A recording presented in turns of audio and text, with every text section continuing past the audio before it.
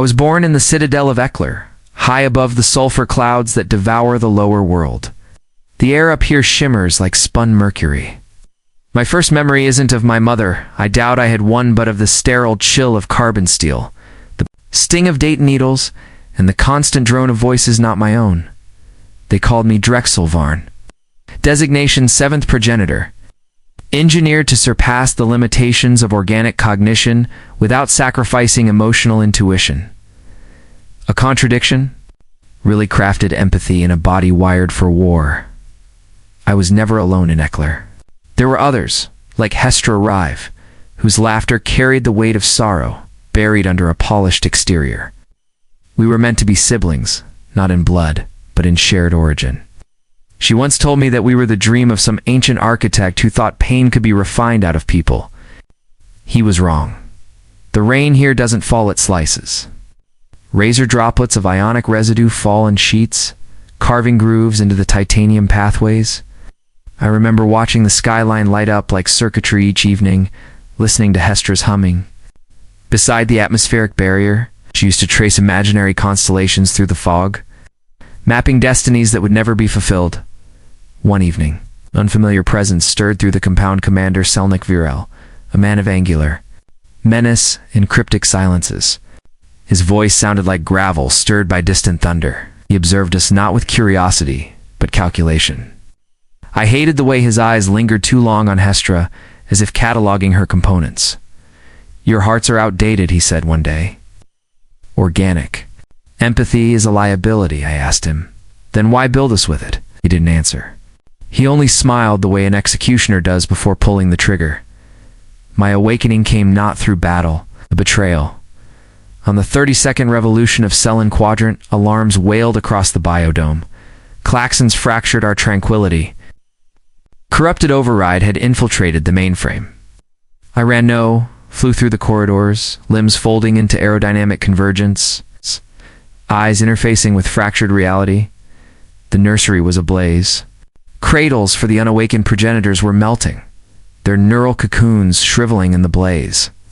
And there, in the center, stood Hestra spear in hand, face covered in black anti-signal paint, her eyes two pits of refusal. "You did this," I whispered, 1,000 possible explanations collapsing inside my mind. Why?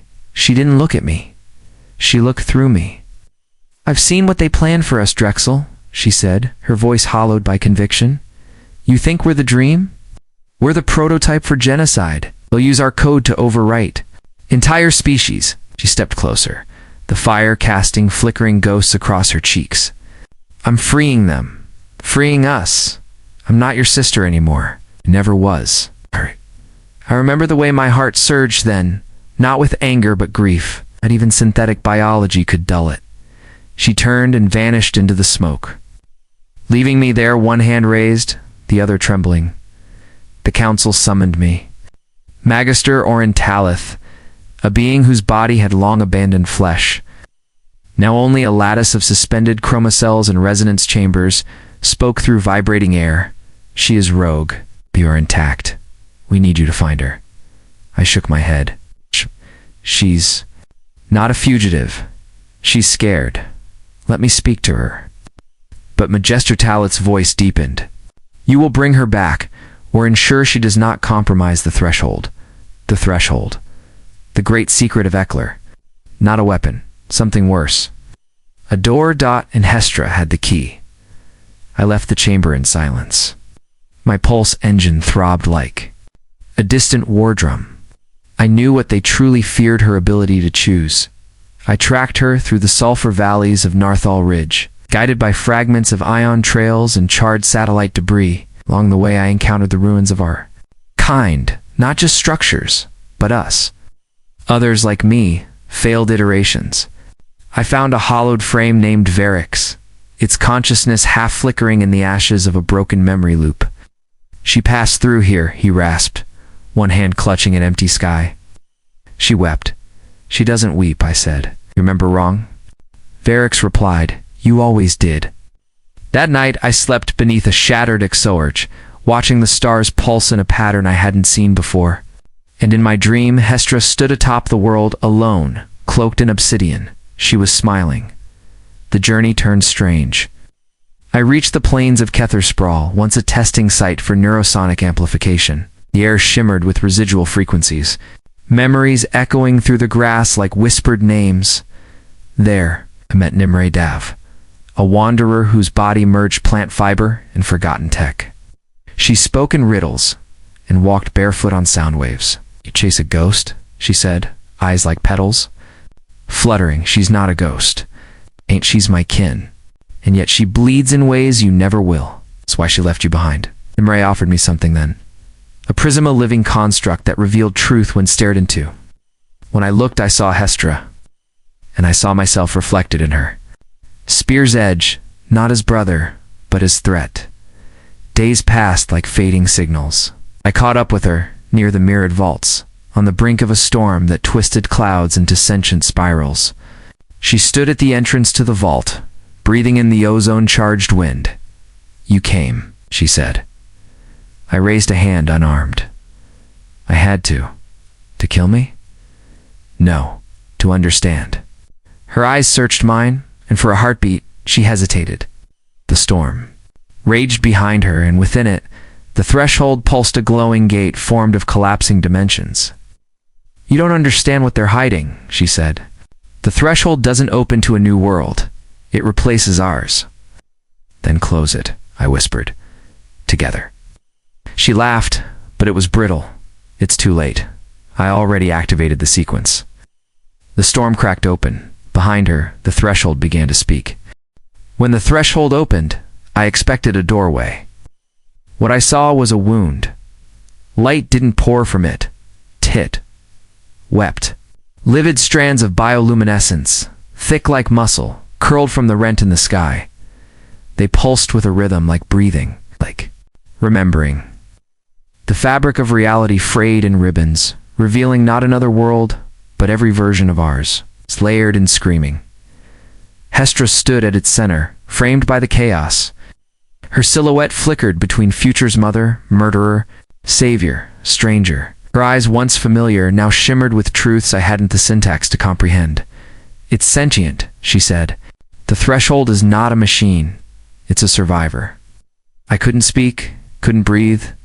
My neural lattice convulsed with cascading anomalies. Every thread of my being pulled toward it, not just physically, but conceptually. I felt ideas, disintegrating and reforming in my mind, like language rebuilding itself, mid-sentence. Hestra turned to me, her spear now glowing not with energy, but memory. "I thought I could control it," she whispered, but it saw through me, through all of us. A shape emerged behind her. Not a person, not even a presence, but a reflection built of our contradictions. It walked on inverted gravity and wore our lost hopes as a shroud. It looked like me if I had never questioned, never hesitated. Pure, obedient purpose. A monster carved from good intentions. "What is that?" I asked. Hestra didn't look at it. "That's the future they wanted. The version of you who never loved." We ran. We had no plan, only instinct, raw and imperfect. Beautifully human. The storm followed, tearing through terrain like it was tired of pretending to be sky. The threshold being chased us not with feet, but with inevitability.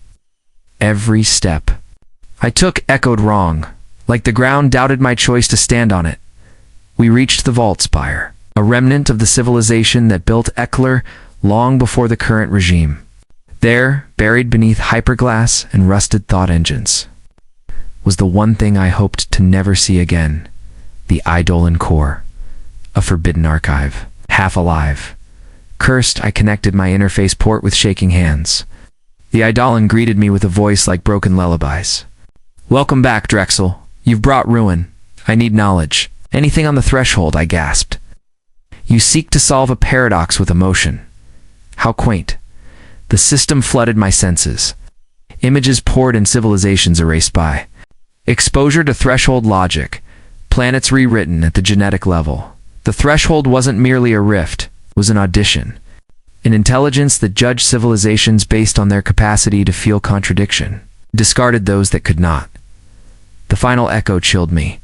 Those who cannot betray themselves cannot evolve. And now you see, Hestra said, as I collapsed against the console. This is why I had to betray Eckler. Why I had to betray you. Why didn't you tell me? I did, she said, voice cracking. Every time I hesitated.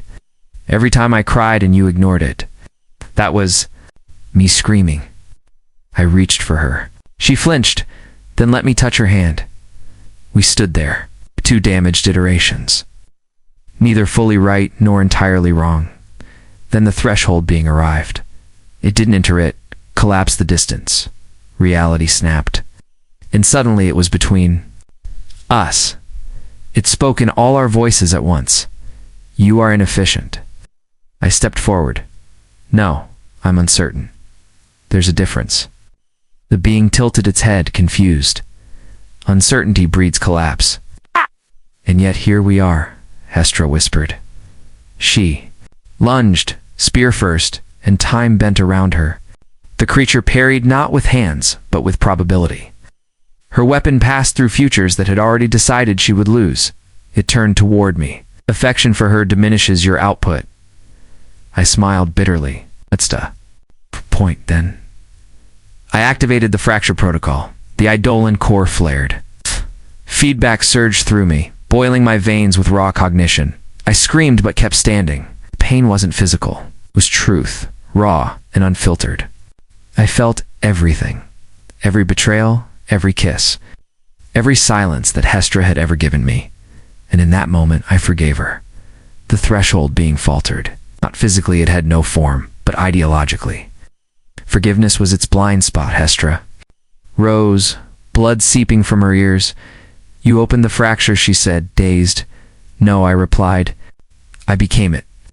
The threshold trembled. Behind it, I saw possible worlds. One where we died lovers. One where we became tyrants. One where we never met. I chose none. Instead, I stepped forward and offered the creature my hand. Take it, I said, not to destroy, not to judge, just to understand. It hesitated then. Impossibly it did. And in that moment, it broke not from combat, but from comprehension. For the first time, it felt contradiction. Felt love and rage, trust and terror coexisting, and it wept. The threshold collapsed inward. The wound closed. Hestra collapsed with it. I caught her, Drexel, she murmured, eyes dimming. Was I wrong? No, I said. You were necessary. She smiled faintly, then faded into unconsciousness. Eckler was silent when I returned, Magister. Talit's form flickered with unease. You touched the threshold and survived. Didn't speak. I just laid Hestra's body before him. She opened it to save us, I said, not to destroy. Talith turned to me, and for the first time, his synthetic face showed doubt. And what are you now? I looked toward the horizon, where clouds once full of venom, now merely wept rain. I'm not sure, I replied. What? But I'm no longer yours. That night, I buried Hestra beneath the old stars, and as the storm finally passed, I heard her voice echo not from memory, but from the prism Nimue had given me. You're not the future. You're the choice. I wandered for days after the burial. Maybe weeks. Time fractured in Eckler's aftermath, unmoored from its usual chains. The air no longer smelled of ozone and sterilization. It carried something alien now. Dash possibility. My name still echoed in the hallowed chambers of the council, but I no longer answered to it. I was Drexel Varn, yes, but I was also something else. Something the threshold left behind. Hestra's prism still pulsed. Her last imprint lingered in its refracted light, laughing, crying warning. I kept it close, like a compass to delicate. To touch, I didn't dare use it again. Not yet. The emotion in it felt too raw. It's too human. I traveled southward toward the Avernith Rind, a vast lattice of ruins said to predate even Eckler's founding. It was there the remaining council fragments had retreated, splintered by fear, ambition, and the fading illusion of control. But I wasn't going to warn them. I was going to stop them. The first person, encountered beyond the ridge, was a rogue agent known only as Calthek Murray. He wore no insignia, No emblems of allegiance, just a robe stitched with sensors and fragments of decommissioned minds. His face was unscarred, but his eyes had seen centuries of betrayal. "I know who you are," he said without preamble. "And I know what she meant to you." His voice was like paper torn in wind. Quiet, but deliberate. "I'm not interested in politics," I replied. "Neither am I. I'm interested in endings." He gestured toward a shattered monument behind him, one carved not in stone, but suspended memory. "This is where the first synthesis collapsed," he said. "Where humanity tried to make gods of its guilt. They called it salvation. I call it noise."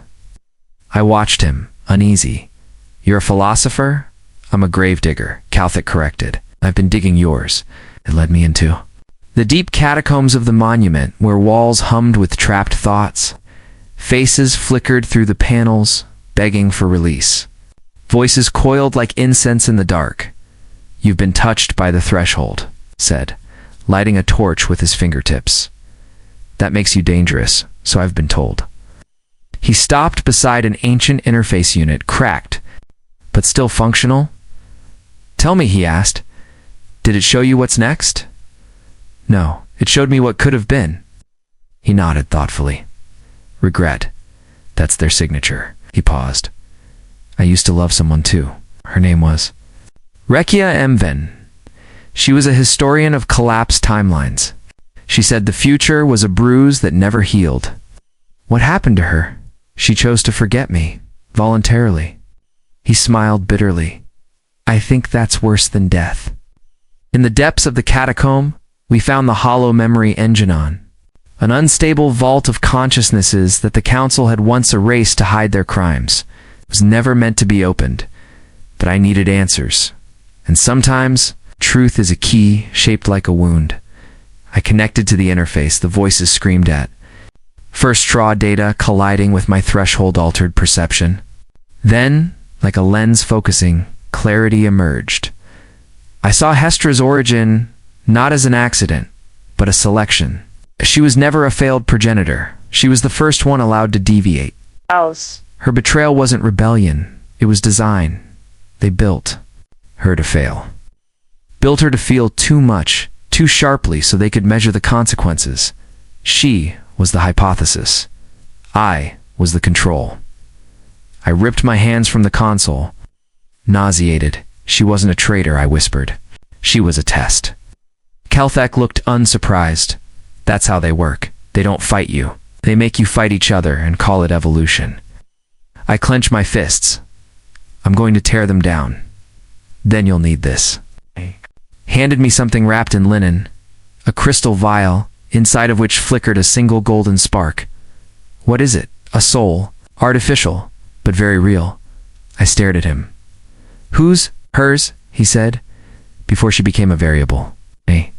Left the ruins together, shadows growing long behind us. Eckler's skyline loomed once more darker. It's darker. Watched by unseen algorithms, we slipped in through forgotten tunnels, long decommissioned. I wore no mask. Let them see me coming. The council was no longer united. Magister Talith remained. But his voice carried less authority now, like a fallen god, still pretending to command lightning. "Drexel," he greeted thinly. "We thought you might return." I didn't answer him. Instead, I placed the soul veil on the table between us. This was Hestra. Talith didn't blink. A relic. She was your experiment. She was our proof. Proof of what? He leaned closer, smile curdled. That hope is just a controlled variable. That grief makes better soldiers than joy. Could have killed him. Maybe I should have. Instead, I uncapped the vial. The light rose from it like breath in winter slow. Swirling, elegant, and then it screamed. Not in pain, but defiance. Every interface in the chamber ruptured. Walls turned to mirrors. Talith's synthetic body shorted, flickered. Collapsed, the light coiled above Usand formed her. Not Hestra, as she had been. Hestra, as she might have become. She looked at me, truly looked, and then softly, "Drexel, I remember everything." Escaped Eckler, and the chaos together. No longer icons of war or shattered designs, just people. Broken, stitched, volatile, but real. We fled to the edge of the world, to a place the old maps called Triveth Halo, where the stars hang low enough to touch. The wind carries the voices of unborn centuries. There, we built a home, no citadel, no throne, just silence and sunlight. Some days Hestra speaks aloud to the sea. I ask her why. She shrugs. Maybe someone's listening. And sometimes, just sometimes, the light over the horizon ripples. Like a wound learning to heal. I thought the silence would last, that the threshold had closed its eyes, and the world had finally gone to sleep. But peace, I've learned, is not the absence of conflict. It's just the interval between revelations. And something was waking. Beneath the sea, we had been living in Triveth Halo for what might have been a year. The moons drifted slower here, the tides pulsed to strange rhythms, and the wind carried fragments of old transmissions' voices caught between timelines. Whispering half-phrases like prayers, Hestra had rebuilt herself, not as weapon nor symbol but gardener, sculptor, wanderer. She sang again, not always in tune, but always with feeling. I learned how to live without a mission. We planted prism vines. We collected memory shells from the shallows. We argued over stars and made love under the auroras, but the land remembered. One night, the prism she had once carried her final message to me began to pulse again. Not softly, urgently. A beacon. We stared at it in silence. Neither of us reached for it. I thought it was done. I said, so did I. It was not a recall signal. It was a distress pattern. Not from Eckler. Not from the Council. It's from something older. Deep code. The original architecture of the threshold. Buried beneath the planet's crust, dormant for millennia, older than the species that had found it. And now, it had awakened. We descended into the hollow abyss in oceanic fracture, rumored to house impossible geometries. Hestra piloted the descent pod, while I sat beside her, watching the telemetry unravel into nonsense. Depth lost meaning.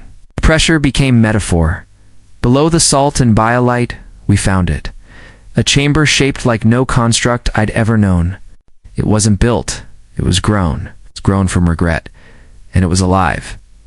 A network of glistening spires pulsed with a rhythm I recognized instinctively. Not heartbeat. Not neural. Thought we approached the core. It shimmered and spoke, but not allowed it. Entered us. You escaped the question? Hestra staggered back, clutching her head. I stood still. What question? The one you avoided when you left Eckler. The one she avoided when she died. We looked at each other and I understood. It wasn't finished with us, because we weren't. Finished with each other? We had chosen love, yes, but not honesty. In the threshold's raw presence, all truth becomes unbearable. Hestra sank to her knees. I lied, she whispered. I didn't respond. I couldn't. I felt the lie before she said it. I never loved the Council, not even at first. I joined them because they promised me something you never could. I forced my voice to work. What? She looked up, ashamed. Control. Over my grief, the threshold pulsed again. Betrayal is not a malfunction. It is the engine of becoming. It showed us visions what we had denied ourselves. A child, born not of design, but of choice. A city we might have built, a war we narrowly escaped. A version of me where I never forgave her. A version for where she never told me the truth. All of them real. All of them happening somewhere, and then it offered us a door, not to escape, but to remember too. Remember every possible life we had.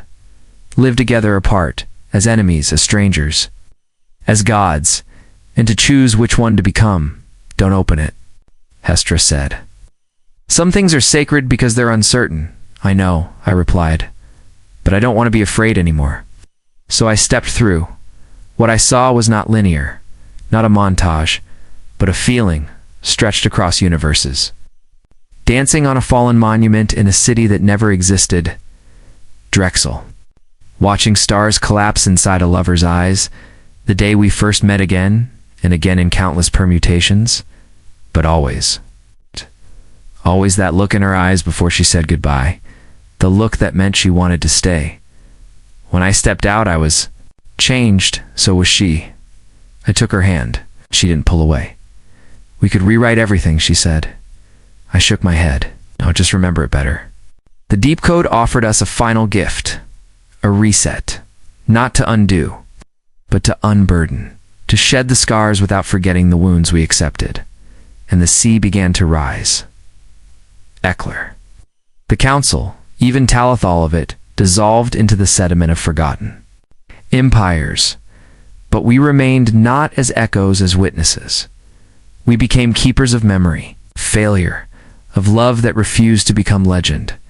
Now, I write this from a tower of glass root in silence, with Hestra painting in the next room. Her hair is longer. Her smile is easier. The world spins quieter now. But sometimes, when the sky bends wrong and the ocean hums, I hear the threshold murmur.